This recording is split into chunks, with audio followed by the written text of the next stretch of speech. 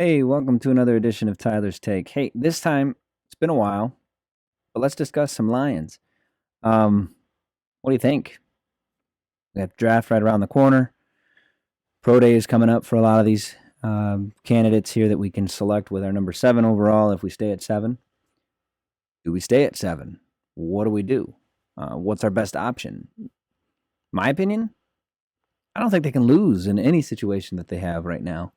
I think they just need to put in the best option that they can obviously get. If that means staying at 7 and getting somebody that can help them immediately, then absolutely stay at 7. You can move back 4, 5, 6, 10, 12 spots and grab some extra picks, whether it's day 1 pick, day 2 pick, multiple day 3 picks. I don't know what that may be. Next year, year after next. Those are the things we have to look at. How's that a bad thing? I think it's a win-win. I think they're in a really good position to get multiple players that can help this team out. The one question I keep asking myself is how much help do they really need?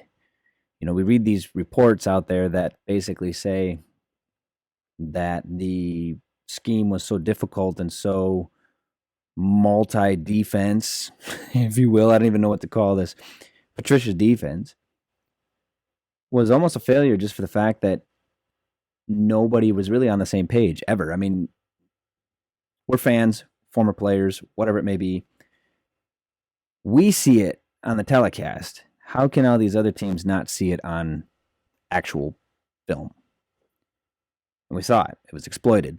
A lot of the weaknesses that we had on these players, these young players that we had, and even some of the vets were in really cruddy position.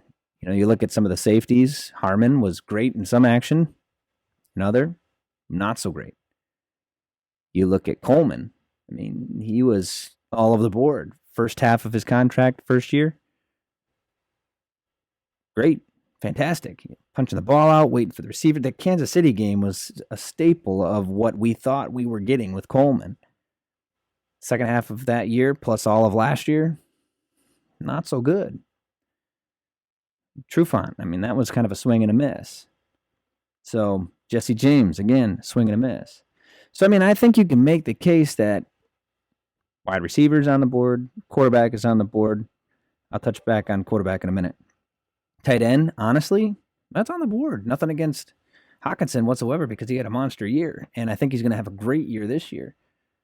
But there's some options there I think that can help us out. I think the offensive line is open for discussion here. Defensive line, maybe not so much that far up in the draft.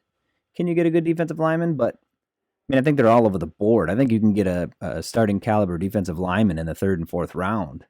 That's both inside and outside rush. Linebacker play. I mean, there's a whole bunch of different candidates there that can make their way to the Lions here. At number 7, maybe not so much.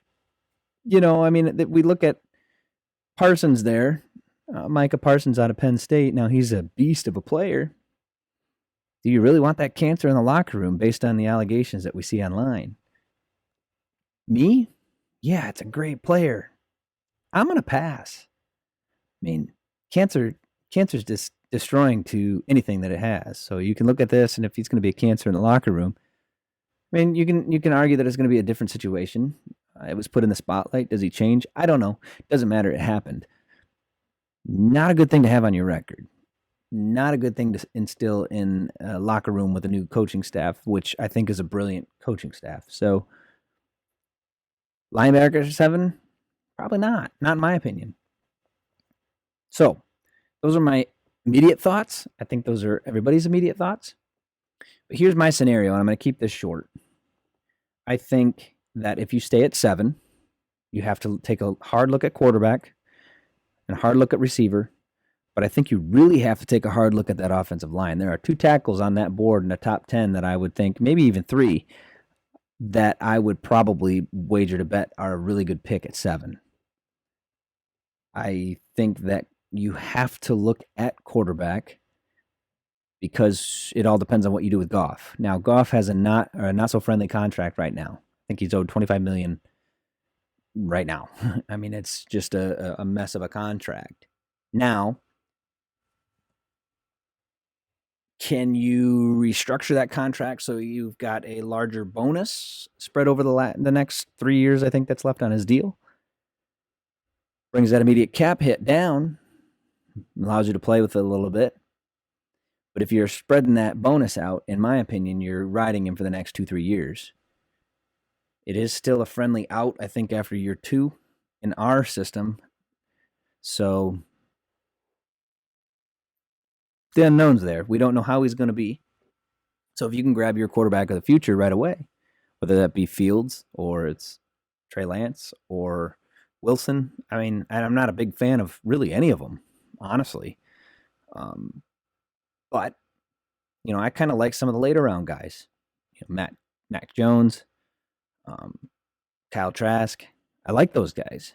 But I think there's some coming out next year. So I think you have to look at it like, which one's the better ones? I mean, yeah, you're going to get a great player this year, but is there a comparable player next year? Understanding you could potentially be picking in around the same area again next year, barring anything crazy like some of these, lower end teams, these bottom dwellers, if you will, can turn it around and play quite hot next year and turn out to be a surprising team. We've seen that year after year. Not saying that it's the Lions. Would I hope that it is? Would I be happy that it is? Absolutely, I would. So I think that's something we have to look at. But I think ultimately, if they stay at 7, you're going to see a receiver off the board. Now, early on in this video, you probably looked at me cross-eyed when I said tight end. And here's my reason. I think if you took Pitts out of Florida, you don't use him as a tight end. Maybe you draft him as a tight end. Maybe you draft him as a receiver. But if you watch his tape, man, he can play all over the field. He's a playmaker. He's 6'6". He can run. Will he be there at 7? Maybe not. It depends on what he does at his pro day. If he can improve on his 40 time, or if he wows with his strength and conditioning. I don't know. I could just see him going top 5 pretty easily. But if he's there at 7, you have to take a hard look at this because you need a receiver.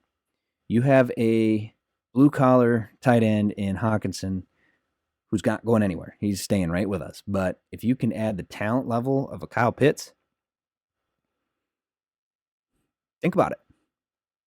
I mean, I was not open to it to begin with, but as I watched his tape further and further, I'm thinking, man, this guy has the ability, don't shoot me, of a Calvin Johnson. Is he Hall of Fame material? No, not yet. I mean, that's not fair. It's not fair to anybody to compare him to Calvin Johnson. But if you look at his measurables, they're there. Probably not 4.3 speed at that size, but I mean, he's a mismatch nightmare on some of these smaller linebackers, even some of these bigger linebackers who can't cover. So even slot receivers may not have a chance. And then you got a jump ball option in the end zone.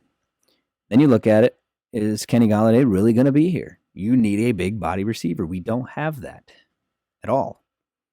So I would have to say I'm leaning more towards that tight end out of Florida at 7 if we stay at 7 and if he's there. There's a lot of ifs in that statement.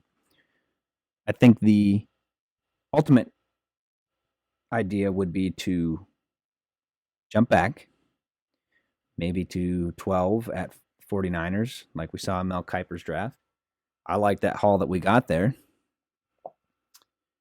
Maybe we drop back to 15, New England. New England needs a quarterback. I guess it all depends on which quarterback's there. Maybe drop back to Washington at 19 and still get your guy. I mean, there's some pretty good defensive players there at 19 that I would be taking a look at. Barmore's there. You could look at the linebacker end out of Georgia, Texas. There's a couple of them there. So, and Rousseau might be there still if he's not trending backwards, depending on what he does in his pro day. A couple cornerbacks sitting there. If you are, I don't know if you read the report today from, I don't remember exactly the source, so I can post that below, but or in the comments below, go ahead and link it and help us out there. But Spielman said today to build this thing from the inside out.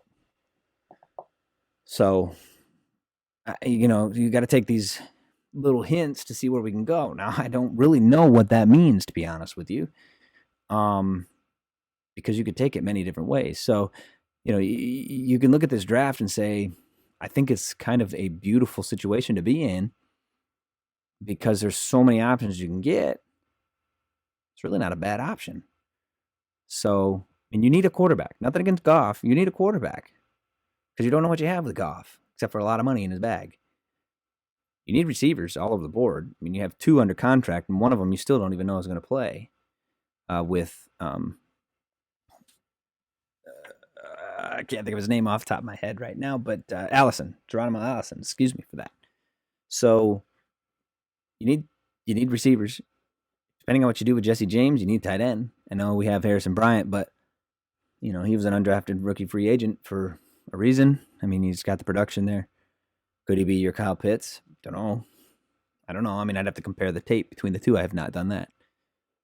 So please let me know on that one. But I think right now I'm leaning towards trade. If you can't do trade, stand pat, take a receiver, the best receiver on the board. And if that happens to be the tight end, take him. I'd be happy. Best situation though, trade back, get some more picks. Let's stockpile this thing. And it also depends on what we can do in free agency with the start of the new league year here in the next 2 weeks. So it'll be an interesting couple 2 weeks. I just wanted to put my 2 thoughts out there regarding the trade back and the potential of taking the tight end there at 7 or farther if he drops. Who knows? I mean, if he's there at 12, I think you have to snatch him, and you got new picks. So let me know what your thoughts are in the comment section below. I'm going to post this to my Twitter account, so please follow me at Tyler Oak at Twitter. I'll put that in the link below. And anything else that you might want me to hit on, let me know. Let's collaborate. Let's get some ideas going. I know it's going to be crunch time. It's hard to do this year with no combine. The pro days will be interesting to see what happens. So, again, please like, subscribe, comment, share my page. Let's get this get these comments rolling in so we can have some more chit chats. I need to do some more content videos. I'm going to put my thoughts on some other things later on here. So let's get these videos rolling. I'm sorry, this one's rolling on 12 minutes right now. So thank you for sticking with me. But again, like, subscribe, comment, hit that notification bell, get some more notifications when I decide to put some more videos out there. I'm hoping to get at least one in a week. They'll be much shorter so you can hit them more regularly. Thanks again for all that you do. It is very much appreciated. And you stay classy, you stay safe, take care of yourself. Peace out.